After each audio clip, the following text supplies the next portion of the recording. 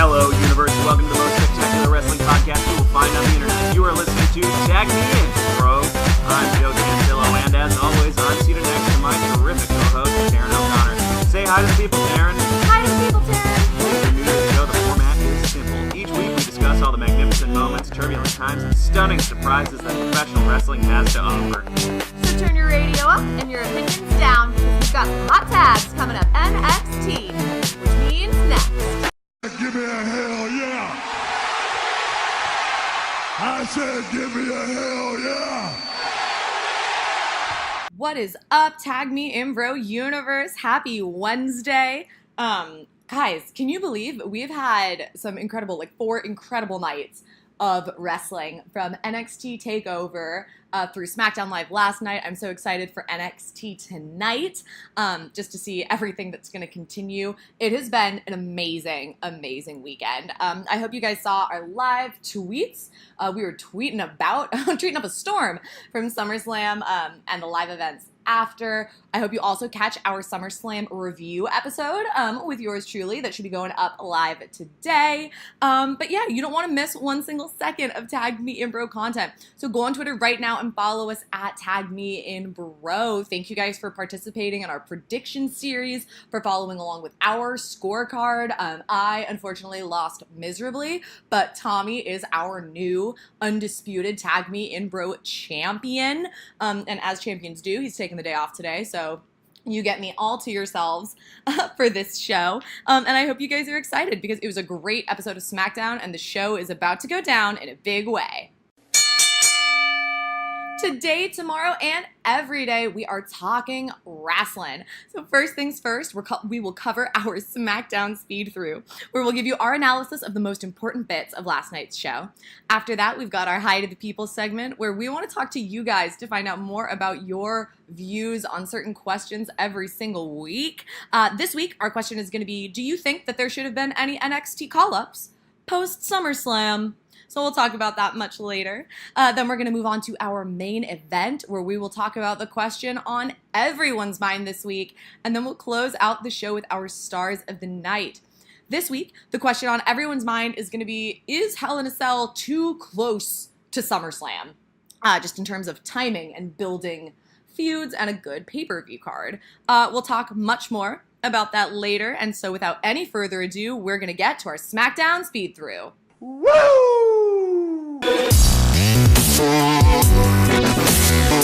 Here are the only 5 things you need to know about SmackDown Live this week. Number 5, Jeff Hardy versus Randy Orton. Number 4, AJ Styles and Renee Young have a promo segment about AJ's match at SummerSlam. Number 3, championship rematch, The New Day versus the Bludgeon Brothers for the SmackDown Live Tag Team Championships. Number 2, Becky Lynch's promo segment about her actions at SummerSlam. And number 1, The Miz and Maurice versus Daniel Bryan and Brie Bella is confirmed for Hell in a Cell. Okay. So starting at number 5, Jeff Hardy and Randy Orton had a one-on-one match. We've seen this feud building for weeks on television, and then it was kind of abruptly, I don't know, I wouldn't say it progressed at SummerSlam. I would actually say it kind of got ignored. So basically, Hardy and Nakamura had their rematch for the United States Championship. Jeff Hardy lost. But all that happened was that Randy, so his music hit, I think everyone thought he was going to come out and beat the crap out of Jeff Hardy. And instead, he literally just walked out, was present, did a Shamu wave, and went backstage. So I think we were all kind of curious about how that was going to play out this week on SmackDown Live. And we got their one-on-one match. It was a really good match. Randy Orton did that terrible thing that he does sometimes, where he puts his finger through Jeff Hardy's gauge holes. It was very, very scary and very, very bad. And then via DQ, Orton won. But then Jeff Hardy went on a fight spree. They took it outside the ring. There was a lot of brawl match fighting, which looked really good. These two are obviously super comfortable together. Their chemistry together, I think, is fantastic. And it kind of ended with Hardy standing tall, his music hit to finish it off. And it was a really nice showing. I'm really excited to see how this feud moves forward. But I do wonder why? Like the in not putting the the championship back on Jeff Hardy. It's not about a belt. And Orton was kind of like, you're right, it's not about a belt. I'm just here to destroy him, which kind of works. And I'm here for heel Randy all the time. But it is kind of curious. I wonder if we'll see it as a cell match at Hell in a Cell. I think that would be an excellent stipulation for both of those characters. But at the moment, the feud is progressing, but just kind of floating. We don't quite have any story behind it just yet. Number 4 is a feud that has quite a lot of story behind it. So AJ Styles came out to speak to Renee Young about his actions. For anyone that somehow magically did not watch SummerSlam, AJ Styles lost his match to Samoa Joe because he whipped out a steel chair, but obviously in doing so, because it was a DQ, retained his championship. He went out to speak to Renee Young about it, and potentially, I don't know if he was overcome with emotion or if he had truly lost all of his lines and just blanked completely, but he said nothing for about a minute. And then he was like, okay, SummerSlam did not end the way that I wanted it to. I lost that match and I broke a promise, and I'm not going to break any other promises. And I promise, he was like, Samoa Joe crossed a line. And I promise that the next time he mentions my family, I'm going to rip his heart out. And then AJ Styles went face first into the mat as Samoa Joe, from kind of beneath the camera angle, pulled his feet out from under him, put him straight into a coquina clutch. And then Samoa Joe, who is doing some of the best promo work on the WWE right now, on the network, not on the network, on live TV, but right now he kind of went forward and was like, oh, Wendy, which was so scary, so unbelievably scary. And he was like, I know that Daddy promised he'd be there to tuck you in, but Daddy already went night-night. And the use of how many times they've used the word Daddy in this feud has already freaked me out a little bit.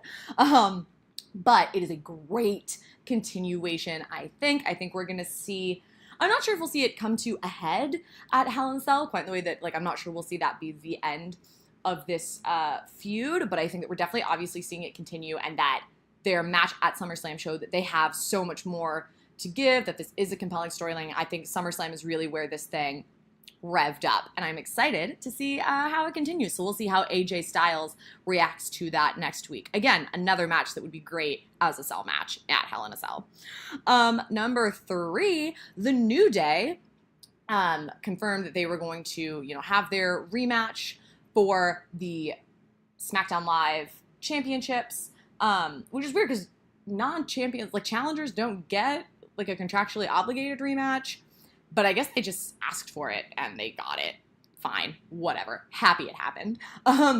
This week, so they did a little backstage bit where Big E showed that he was injured. So this week we have Kofi Kingston and Xavier Woods taking on the Bludgeons in the main event. And we have new champions.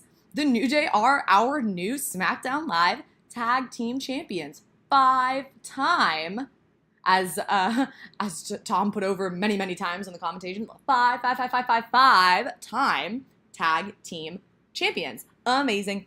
The match was amazing. Kofi took a crucifix bomb on top of a ladder. Amazing. Xavier Woods has an incredible elbow drop across 3/4 of the ring to put the Bludgeons through a table, and that ended up being part of what won them their championships. A great main event, and totally the match made it worthy, because in the lead up they kept saying they were going to do this in the main event, and I was like, why? Because to be perfectly honest, it wasn't my favorite match from SummerSlam. So what is the literal point? Why are we redoing it? Why is it going to be the main event? There were so many other things that I felt could have been there. This match was great. Everything you want. Two tag teams that, Harper and Rowan, while I don't love the Bludgeon Brothers, they're incredibly technically proficient wrestlers. They move really well, and they are able to do these kind of complex movesets, especially with people as light as Kofi Kingston and Xavier Woods. So it was a great match to see. Amazing. And congrats to the New Day, new champions. Number 2, I've got the Becky Lynch promo. So Becky came out to mad cheering, as per. And she had a promo that, to be perfectly honest, I think was well written, but didn't quite hit in the way that they had intended, because Becky's not a heel. Becky kind of came out and she was like, Charlotte deserved the beating that I gave her. SummerSlam was not supposed to be about, honestly, anyone on SmackDown Live. It was supposed to be about me. And Charlotte Flair got put in a match that she didn't belong in. And when she won, you guys stood with her. And you can say that you stand with me, but you don't. Because, you know, when she got put into the triple threat, nobody boycotted SummerSlam. When she won, you stood up for her. No one is sat there saying, you know, give Becky a chance. That's not the trending hashtag. And so you can say that you've been with me, but you really haven't been. I'm here now to fight for me. And I think the reason it didn't hit so well is because people were upset that Charlotte got added to the match. Charlotte did get booed when she won the championship. The "you deserve it" chants were incredibly loud and not muted. So it was like a theme that was not just, it wasn't just an atmosphere that was felt live in the arena. Like, we felt it on TV too, that it felt like Becky had been wronged. So I think in that way it was a little difficult to put over as a promo, because people have been with her the whole time. They still are with her. I still wouldn't say that I really think Becky Lynch is a heel. I think she's a very wronged babyface, not unlike when Bayley threw Sasha Banks out of the ring at like the women's battle royale, and everyone cheered because it was finally her standing up for herself. And this is, you know, this is Becky finally standing up for herself. So that was it was a little odd because the audience didn't quite respond the way I think they had intended for them to. Then Charlotte came out in her championship belt. She took off the belt and she was like, this, like, you threw away our friendship for this, take it. She went out, she wailed on Becky. They went back and forth in what really, I think, was a well done, like, emotional bout. We don't get to see women do those kinds of just emotional, like, we're going to take this outside the ring and, like, hit each other. It was very much so like that moment in the movie Pokemon 2000 where the Pikachus just slap each other, which makes me cry every time. RT, if you cry every time. But yeah, it was amazing. It was really emotional. It was so good. Paige came out and brought out the entire women's division to hold them apart, which taught us a very important lesson that I guess Lana is a babyface, because it was Asuka, Naomi, and Lana. And I said, oh, all right. And they tried to hold back Charlotte because Charlotte is supposed to be the babyface in this feud, when really the roles just should be reversed. I wonder if they're going to pivot it. I hope they do, because Becky Lynch isn't the heel in this. And even if we were all ready for a Becky Lynch heel turn, she's not the heel in this. Charlotte is the heel. And I love Charlotte Flair. She's an incredible champion. She's a 7-time women's champion. She has the most pay-per-view wins of any female superstar ever. And she totally deserves that, I think. She's an incredible performer and wrestler, and brand ambassador for that company. But in this particular feud, for them to say that Charlotte is the babyface, I think is them really reading the crowd incorrectly. So I wonder if moving on to what is presumably a big match at Evolution for that championship, I wonder how they're going to adjust that, if they are going to. And then the number one moment of SmackDown Live, Maryse is back! Maryse is back, and she looks so good. But mostly, it is that when SmackDown Live started, Maryse came out, accompanied by The Miz. Yay, Maryse is back. They came down to the ring. The Miz did this, he like made himself cry. He did this emotional bit where he was basically mocking Daniel Bryan's retirement speech. And he said he was going to retire from ever fighting Daniel Bryan again because he already won. Great. And then Daniel Bryan comes out and is like, you can mock me, you can do this, but this is BS, and you know it. And I want to fight you again to prove it. I would like to fight you again because you cheated and you didn't win the right way, and that's what you are. You're a cheater and you're a coward and you found the easy way out. I want to fight you again to prove that I'm the better man. And The Miz was like, absolutely not. And he was like, you're the coward. And then, in a stroke of God knows what, Brie Bella's music hits. And Brie Bella, in the croppiest of crop tops, power to you because that was a dangerous move, girl, runs down the ramp. She hits, so Maryse rolls out. Brie Bella punches The Miz in the face, an incredible moment for women's wrestling. And then The Miz rolls out. He's stunned and shocked. Yay, Brie. Honestly, who would have thought that the returning wrestler of the Bella Twins that we were the most excited for would be Brie Bella? But she is, and I love her. I'm glad she's in this. I think she has a reason to be there. It's not like when they randomly shoehorned the Bellas into supporting Ronda. That was weird, and we're all still angry about it. But to see Brie be a part of this, it makes sense. Her and Maurice have weirdly parallel structures, and that like they both did give birth in the time frame of about a year ago. They have these husbands who are in this incredible feud, and so Paige set up the match. So the Daniel Bryan says like they talked to Paige beforehand, and Paige has set up this match that is going to be the Miz and Maurice versus Daniel Bryan and Brie Bella in an intergender tag match at Hell in a Cell. And let me tell you, I was seeing a couple predictions about this potentially during SummerSlam, and I was like, this is going to be terrible. But I'm here for it. I really am. I am really here for it. I think it's going to be good. I think Brie, from when she was wrestling, her style is very kind of Street Fighter-ish, and Maurice is like a 6-time Divas champion or something wild like that. She is a very good wrestler, and girl does not look like she gave birth 4 months ago. She has got her body back. They are ready, and I'm excited to see these two moms get in the ring and show everybody what they got. I think it's going to be amazing, and really, really unexpectedly super empowering for women and for women's wrestling.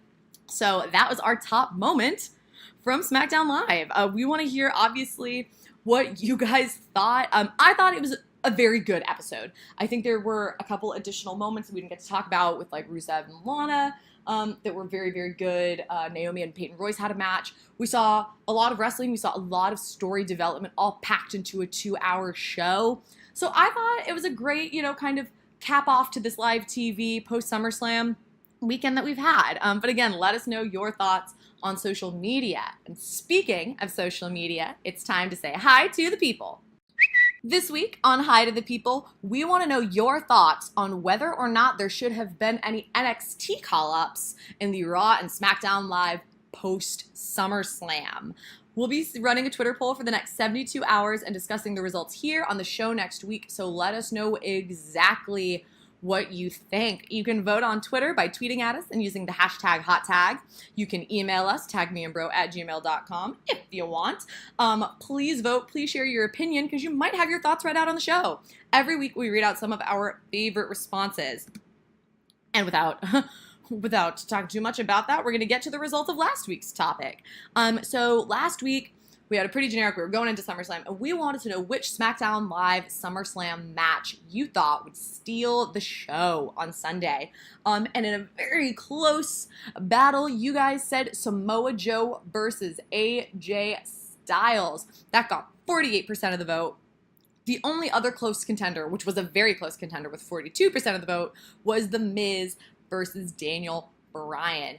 Both great matches, but let me tell you, Samoa Joe versus AJ Styles absolutely did steal the show. Such a quality SummerSlam, such an incredible turnout from the team and roster at SmackDown Live.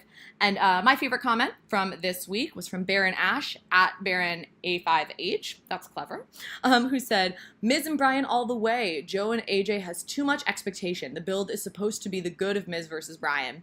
So we are in for a pleasant surprise. And let me tell you, while I think that The Miz and Bryan did have the potential to be absolutely the match of SummerSlam, AJ Styles and Samoa Joe ripped it up. The storytelling was insane. The match work was great. It's the best match we've seen AJ in a while, which was amazing. And yeah, let me tell you guys, I was just thrilled with SummerSlam. I really, really was. But so don't forget to go on Twitter, follow us at TagMeInBro, and vote on whether or not you think there should have been any NXT call-ups. Normally, after a Big Four is when we tend to see that kind of thing happen, and we didn't see any of that this week.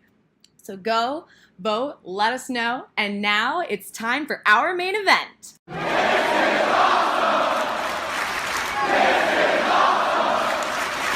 Today on our main event, we are talking about whether or not Hell in a Cell is a little too close to SummerSlam this year. So just for context, Hell in a Cell is going to be September 16th, 2018. Last year, Hell in a Cell was October 8th. So the schedule for WWE pay-per-views is supposed to be that they're about 6 weeks apart. This one will be coming up just about 3 weeks after a Big Four, and again, almost a full 3 weeks before when it would have been last year. So it kind of looks like normally it would be about October 8th. But I think that with the kind of idea that Evolution is happening on October 28th, they had to move a couple things around in the calendar. for that to really all play out and to keep Survivor Series about 6 weeks away from the next one and keep it in probably like late November, which is where it normally falls in the wrestling calendar. But really interesting because that means we've got 3 weeks to build a lot of feuds for what is a pretty big pay-per-view. You know, Hell in a Cell is a fan favorite stipulation. It's led to some incredible moments in the past. Last year we got to see, you know, Shane jump off the top of the cell again. And, you know, going into it, you just kind of wonder, what is that going to mean for these feuds? So they announced one match this week on SmackDown Live, and I do think it's going to be like a good match. It's Daniel Bryan and Brie Bella versus The Miz and Maurice in an intergender tag match. It'll be exciting. I think one of the things that's interesting about it is it takes the two women who were probably not going to be the centerpieces of Evolution, but it gives them a little bit of gender support, because I do wonder how many female matches we're going to see at Hell in a Cell because it's so close to Evolution. And it, you know, it kind of guarantees ticket sales, and that it shows that Daniel Bryan and The Miz are going to have another match. Obviously, big money superstars, and a very exciting feud. But going forward, you kind of say that's one match that we got on SmackDown Live. This pay-per-view is going to be 4 hours long, plus a pre-show. How are we going to do that? And I think that it's going to pretty much be reliant, very heavily reliant at least, on continuing feuds that we saw at SummerSlam. Very few of the feuds that we saw at SummerSlam were the last chapter in those feuds. We saw a lot of first-time matches, and we talked a lot in previous weeks about how SmackDown Live kind of just became a promo-centric show because they wanted to keep those matches fresh and because they wanted their first-time matches to be at SummerSlam. And in retrospect, you know, I do kind of think that that plays into the idea that Hell in a Cell is so soon to follow, that we may be seeing a lot of rematches for the same title featuring the same characters. You know, going through, it looks like with the couple new feuds we might see, it looks like they may bulk it out with something like the Club versus the Bar, which they teased a little bit on this week's episode of SmackDown Live. But really, it's, you know, we saw Naomi fight Peyton Royce, but are they going to do something like that at Hell in a Cell? No, certainly that's starting to lay the groundwork for something for Evolution. But it's hard. It's hard to look at those things. So other than those couple things that might bulk it out, you know, I think there's a lot of like questions that we can ask. I think the couple continuing feuds we might see will be Samoa Joe versus AJ Styles again. What's nice is the intensity in this feud means that I think it would be not only worthy of another match, but worthy of the kind of intensity that a pay-per-view like Hell in a Cell requires and advertises, really. You know, it's supposed to be extreme. It harkens back to those days of, like, you know, bleeding and extreme stipulations, and, you know, you think of a lot of, like, you think of the things that have happened there. You think of chains and tacks and people falling off of things and these giant structures. And I think that the intensity that Samoa Joe and AJ Styles have right now, I mean, we already saw them pull out a steel chair at SummerSlam. Like, I think that it definitely lends itself to a pay-per-view like Hell in a Cell, and potentially a stipulation like a cell match would keep it fresh, which I think is good, but I think we will see it again. The New Day, our new champions, will have to defend against someone. The Bludgeons, in theory, will, you know, have a contractually obligated rematch. The Bludgeon Brothers, as competitors, definitely seem like they would function best in a cell-type setting. The New Day obviously can put on an incredible match anywhere, but it does seem like a match like that, again, a match that we've already seen at SummerSlam, would lend itself to a Hell in a Cell type pay-per-view. I think we'll see Jeff Hardy versus Randy Orton. Again, Randy Orton and Jeff Hardy. Jeff Hardy, Team Extreme. Randy Orton, the Viper, that very kind of old school feeling, especially as a heel, that very kind of vicious feeling. I think both of those characters lend themselves to something like the Cell. Obviously, I already at this point have now like 3 inside of a steel cage matches, which were, you know, last year we only got, I think, 2 cage matches, period. So I'm a little ahead of myself. But I think that these 3 feuds, again, they're not matches we've never seen before. They're all continuations, kind of. It'll be the first time pay-per-view match for Orton and Hardy, but we literally saw them fight last night live for free on TV.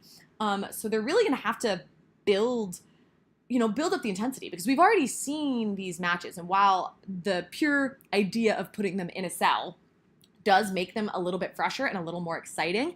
I think that the chances that we will see all three of those in a cell aren't that likely. So how are they going to keep building the storyline so that we are just as invested in those matches? And again, if I throw all three of those plus one kind of bulk out match with the club and the bar, that's 4 matches from the SmackDown Live roster. And again, this will be a co-branded pay-per-view, so we're bound to see more from Raw. So it actually seems like they'll be able to fill it out just fine, like as I look into it and as we get to talk more about it. But there does become a kind of second question, which is none of these are female matches. You know, we've got one set of women in a tag match with their husbands. Are we gonna see any female matches at Hell in a Cell? Now, I know that obviously we're gonna save some big money moments for Evolution. I think that Evolution is, for this company, too big to fail, too big of an announcement, too exciting, too much of a landmark for the wrestling industry. To do an all-women's pay-per-view, I think means that those big moments, the moments that when you're looking at women's wrestling right now on WWE, you think, oh yeah, I'm ready. I am ready for that. We're not going to see it until Evolution. And we should. Like, those are going to be exciting, historic, landmark moments. But I think that what that also means is that we're, like, not going to see Charlotte and Becky. I think it means we're not going to see the Iconics just yet come into their own. You know, I don't think it means we're going to see Lana Day. Not that I ever think it's Lana Day, but still, like, we're not going to see, like, I think Lana would die in a cell. Oh, sorry. Those visions just started coming to me. But, like, you know, we're not going to see Asuka probably until then. She's not in a feud right now. It doesn't make sense. But as you start to go through that, and if we can steal from Raw a little bit, I don't think we'll see Sasha Bailey. I don't think that we will see Ember Moon, really. I don't think we'll see a Mickie James or Alexa Bliss necessarily. We'll probably see Ronda Rousey. We'll see Ronda Rousey defend her championship. I imagine that. Easy peasy. But, like, will we? I guess we'll see Charlotte Flair, probably, but will she defend against Becky? Is that going to be a big match? They've got to be really delicate about how they do this so that they can keep, in theory, if their goal is to protect Evolution, which is how it seems, some of these matches have to be kind of blow-offy for the women, but we can't exclude them. Like, they need to be there, which is a really challenging thing, I think, for the creative team, especially when last year, the landmark moment they got to have was that Sasha and Charlotte were going to, you know, main event the pay-per-view, and they were going to be the first women to fight in Hell in a Cell, and they were going to be the first women to main event a pay-per-view. So I think coming off of that landmark historic moment, they've got to be really careful about how they play this. Carmella already has her rematch set for TV next week, so that just takes out another person. Like, we're starting to get to that place where you're like, I'm not sure. I guess we could definitely see the first chapter of Charlotte and Becky, but will we? Like, even as I say it, I hesitate because I think things have been so clearly set up to come to a head at Evolution that Hell in a Cell starts to feel a little like a block in the road for the women's division. But at the same time, what's the point of having an all-women's pay-per-view if we're going to make Hell in a Cell basically an all-men's pay-per-view? You know, so it's interesting. So I think that we'll get to see a lot of things develop. I think obviously both championships will be defended. So I think Ronda and Charlotte, you know, faces of the company, they'll show up, they'll do their time. I do wonder against whom, and I wonder if we'll get any secondary women's matches. I imagine that is where we'll see Ronda versus Alexa and their contractually obligated rematch, because I don't believe, no, we didn't see it on Raw last night. I just wanted to check, and no, we did not. But yeah, so we may see that there. Again, Charlotte's will kind of be open in that moment, you know. She can't really put anybody over, because I do think we're going to see her versus Becky at Evolution for the championship, and I think that's going to be amazing. So going into it, there is an idea that Hell in a Cell will probably be pretty padded. Will it be gender, you know, will it be kind of singular gender? Will those storylines still feel fresh? I think we'll see Demon Balor again. Yay, the return of Demon Balor. Always yay. But it may be that we've just taken most of the SummerSlam card and put it in a cage. And I think that there will be something to be said about whether or not that affects the quality of the pay-per-view and whether or not that means that we're excited to see it.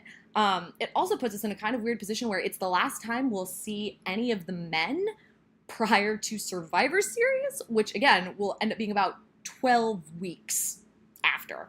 So, and I actually don't think it's 12. I think it's more like 10. But still, 10 weeks, no men in a pay-per-view. It does kind of beg those questions. Will this be the last time we see a lot of these fights? Will this be the end of a lot of feuds? Because 10 weeks is a lot of TV time to build up new storylines and new feuds and find new number one contenders and to develop new champions. So I think there's a big question of what these match finishes will lead to in the future, and also how they plan on making this fresh so that this pay-per-view doesn't feel like a full blow-off pay-per-view in an in-between that comes between two big fours and a historic landmark first ever all-women's pay-per-view. So I'll be there to see it with you guys, just like always. But I thought that those were some interesting and important questions to pose, because the wrestling calendar is really specifically built and specifically booked. And this kind of hiccup, which is really what it feels like, I think kind of throws some questions into the air for the quality of the product and how we're going to use those storylines moving forward. So let me know what you guys think about whether or not Hell in a Cell is too close to SummerSlam for your liking. Tweet at us. Tell me about it on Twitter. Use the hashtag hot tag. Use the hashtag hi to the people. I don't mind which one you use. Just use it and follow us and get into those conversations, because when you guys engage with us, it's where we get some of our best material, and it lets us think. And that's what we love about wrestling and the wrestling community, is getting to talk with you guys about it. So that was great. And now we're going to finish off the show the way that we do every week with our stars of the night.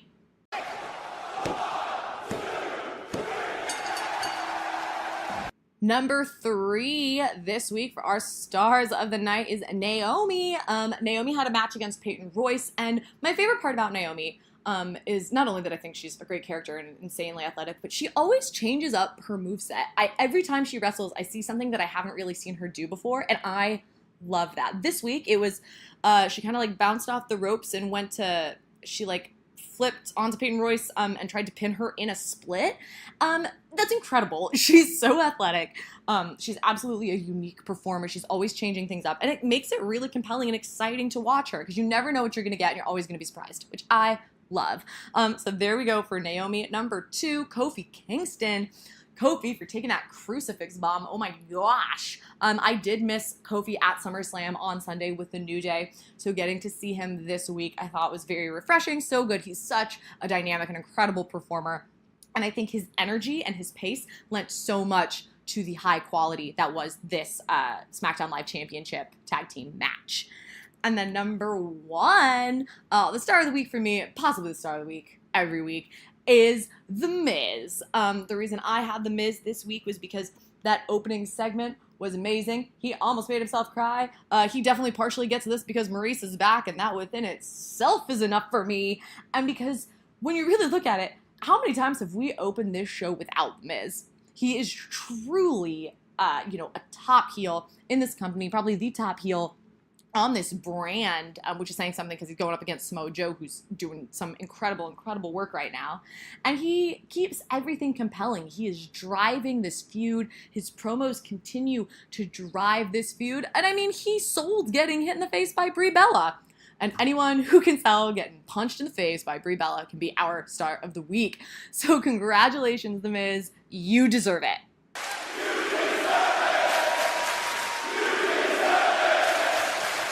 Well, that's going to do it for us here at Tag Me In, Bro. Thank you guys so much for listening. I've been Taryn. If you liked any part about it, go subscribe to the podcast. Like us on Twitter. Tweet at us at Tag Me In, Bro. Leave us a review on iTunes, please. If you liked it, 5-star reviews, always appreciated. If you didn't like it, 5-star reviews for the lols, please. But so please, check us out. Check out all the stuff we do. We do so much engagement. Keep up with us. We love hearing your thoughts. Next week, Tommy will be back with me for the show. But thank you guys for listening. It was a great episode of SmackDown Live. And until next week, bye, universe.